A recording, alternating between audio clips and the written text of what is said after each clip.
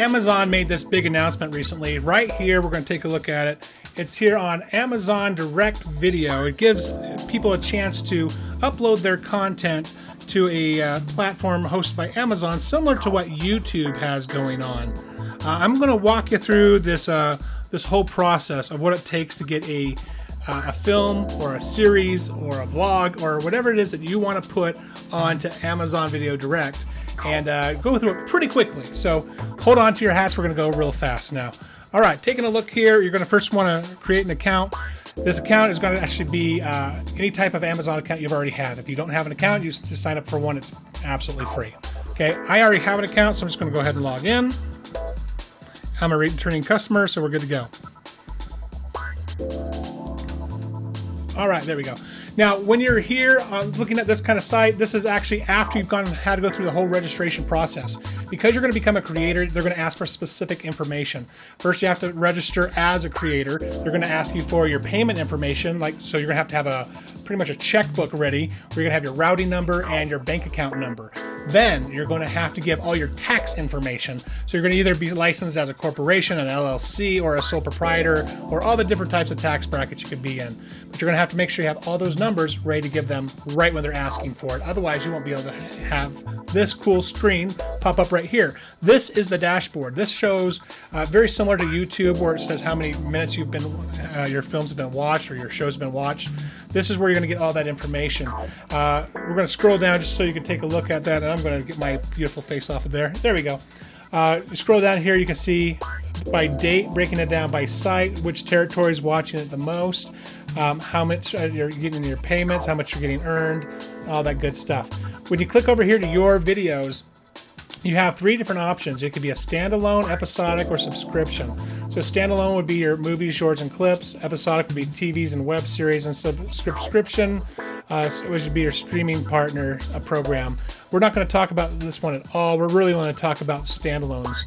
Right now I have a video that I'm uploading called the Utah Film Awards, and here you're going to put in the title, the category, the synopsis, the genre, and the rating. Now when you get to your rating, some people don't have their MPAA ratings, and that's okay. You can have it just as not rated. But if you have it for not rated, you want to say what is the appropriate age range for. So if it's going to be a hard R, you're going to want it to be 18 and plus, or if it has like nudity, you're going to want to have 18 and plus. If it's more like meant for television, nothing that you wouldn't have seen on normal TV, you can pretty much go 13 plus. And if you want kids to be able to see it, go ahead for 7 plus. You can also look at other options for film for ratings if you're not inside the U.S.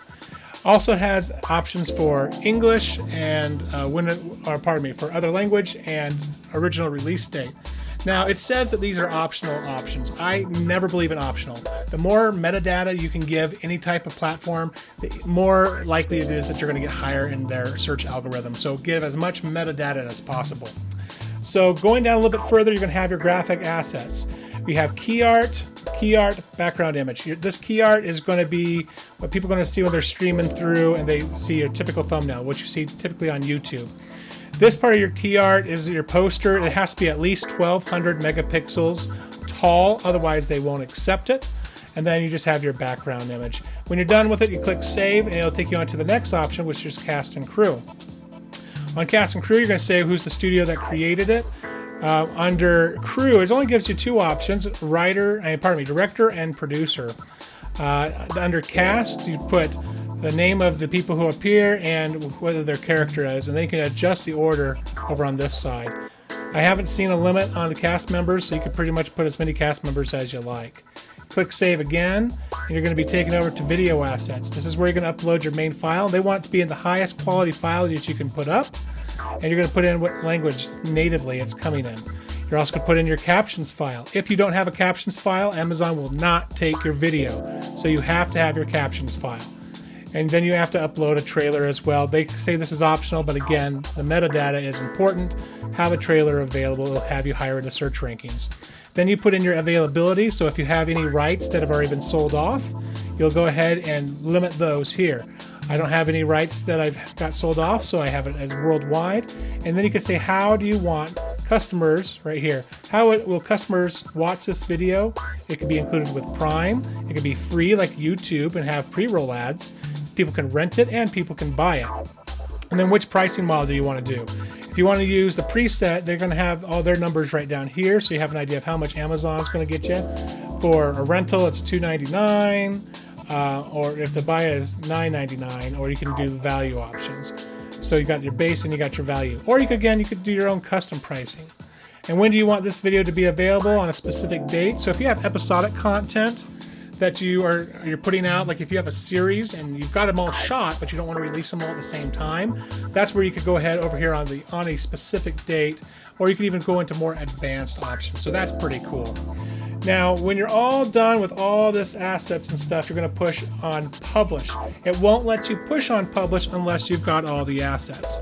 So the main thing to keep in mind here is this is all very similar to what you may have seen on YouTube and Vimeo on demand, kind of like a combination hybrid of the two. They do require a lot more assets than just uploading on Vimeo.